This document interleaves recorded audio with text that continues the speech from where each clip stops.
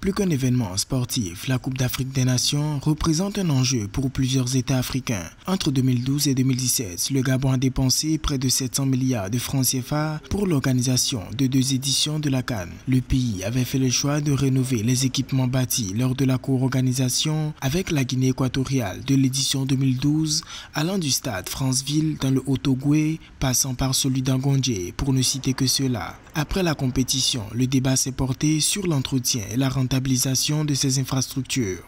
Aujourd'hui, ces stades sont entretenus, sont désherbés, les pelouses sont coupées régulièrement, ils sont propres. La preuve, lors de la dernière CAN au Cameroun, qui a eu lieu de janvier à février 2022, eh bien, vous avez pu vous rendre compte que le stade Ngong Doyem a servi de base de regroupement de tous les supporters nationaux qui allaient assister au match et vous avez pu voir les installations étaient tout à fait utilisables, propres et en bon état.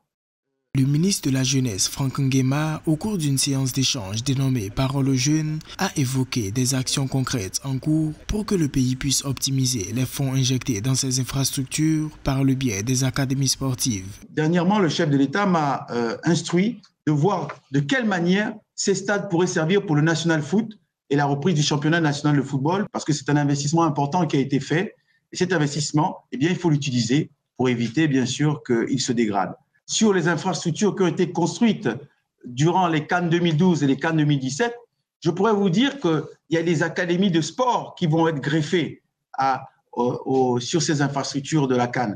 Même si certaines populations sont toujours restées en désaccord avec cette manne infrastructurelle qu'elles estiment excessive en matière de financement, le pays poursuit sa vision sportive. Cette dernière s'oriente vers l'instauration d'un cadre normatif de groupements sportifs, d'un statut des joueurs et d'un nouveau modèle économique dédié à une politique d'aménagement et au rayonnement international du sport gabonais.